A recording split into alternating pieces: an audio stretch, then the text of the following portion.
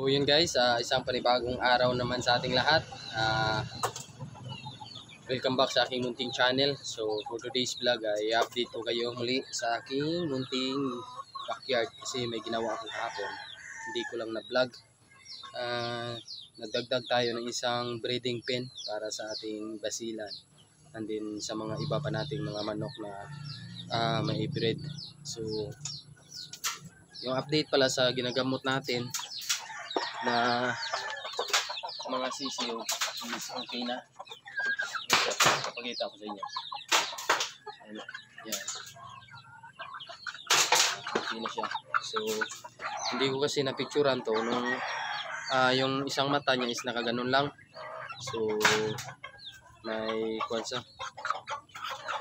Buti hindi siya nahulog sa kuraysa at naagapan agad natin. So yung gamot na pinainom natin is yung Doxilac 40 na powder. So bali 3 days kung consecutive na ginamot. Tapos yung mga update pala guys sa ating may mga bulutong na sisiw. So yun o.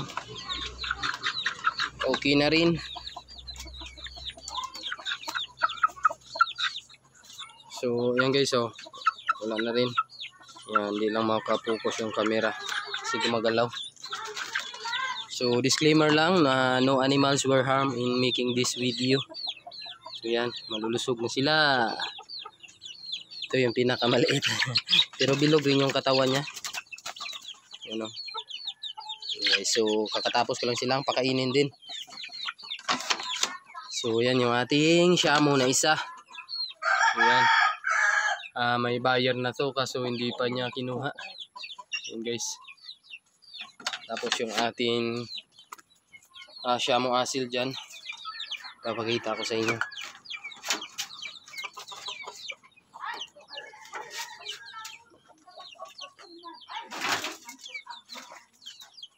So yan. Yan yung ating black Shamo asil. So nilagyan ko ng sariling breeding pin. So kasi wala pa tayong rooster na maipare sa kanya. So tingnan din natin dito yung basilan na rooster sa native na hen. So ginawa din natin ng pugaran dyan banda. So yan. So yan yung munang pair na dalawa. So mataba na rin yung hen na yan. So wala pang itlog. Ayan.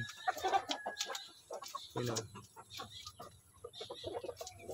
Yan. Yan sila. So hopefully mangitlog na to. Para magkaroon din ng breed yung ating basilan na rooster. Yan o. So yung basilan kasi natin na hen hindi pa nakapisa ng kanyang itlog. So kahapon pala is tinuka niya yung kanyang isang itlog. So bali 7 na lang yung natira doon sa kanyang itlog. Sayang, may sisiyo pa naman. Tinuka niya. So bali ito yung nakatali sa labas guys. Tapos ito yung hindi napisa ng itlog.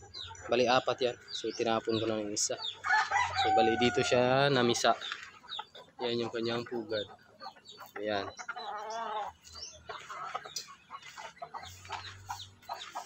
Ayan talaga oh.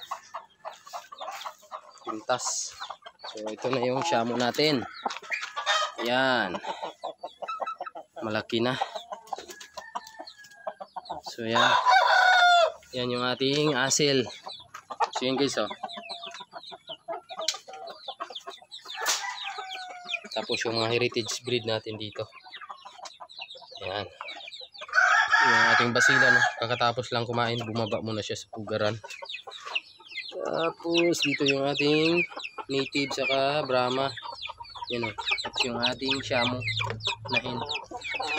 Naglulugon pa. Hindi pa pwedeng mabreed. Yan guys, malaki na.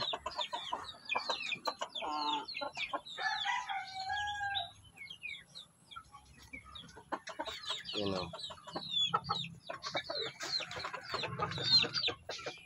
Yun lang guys, yung update muna dito sa aking munting backyard.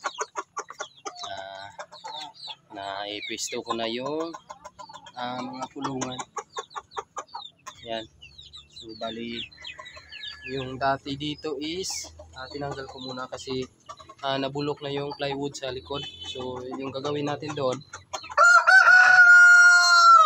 ganun din, kawayan na lang din. So yun, nilagay ko muna sa labas. So bali dito siya. Yan. Yan yung mga nabulok na part. Yan, tapos yan. Yung sa ilalim. So lagyan natin ng kawayan yan pag ganun. Para magmukha din ganun. Para magiging matibay din siya. Yan. So bali lumawak.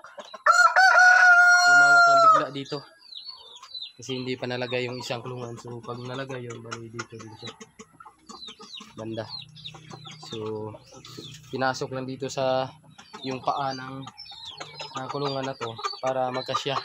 Kasi bangga na siya doon sa may pader. Yan.